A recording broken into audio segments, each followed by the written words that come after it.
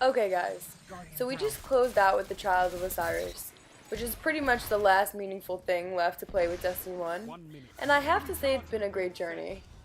Besides for not going flawless, but it's okay, because I'd rather not go flawless than be carried. R.I.P. my flawless dreams. But other than that, I'm at a point where I need to accept that Destiny 1 is dying. And if it wasn't already dying, Bungie would come and kill it anyway, and that is so they can make room for Destiny 2.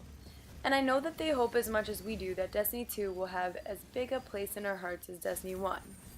But those are some pretty big shoes. Pretty big shoes to fill. So now I wanted to talk about some of the thoughts I had just right off the bat. Bad Damon. While playing the beta. So first of all, one of the biggest things that stood out to me was how long it takes to kill someone.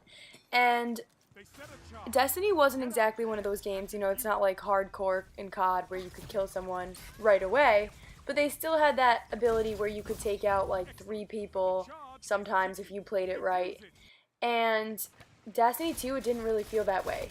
By the time I was done killing someone, my hand was tired. Like, you have to put in a good deal of shots to take someone out, unless you get a melee in there or a grenade to weaken them.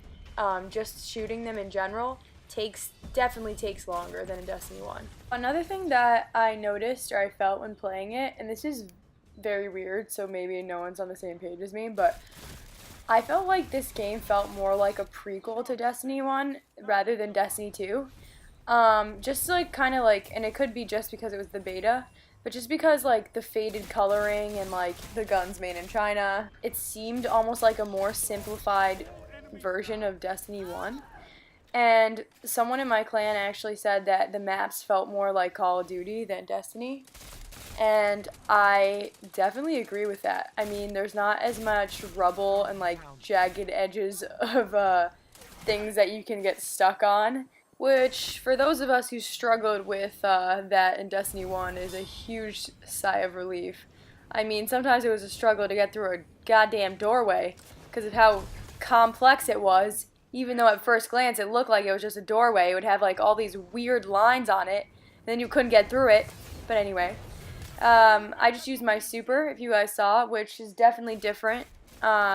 Supers seem to not be as big of a focal point in Destiny 2 as they were in Destiny 1, which is its pros and cons. But I hope you guys enjoyed this gameplay and my miscellaneous thoughts. Okay, bye.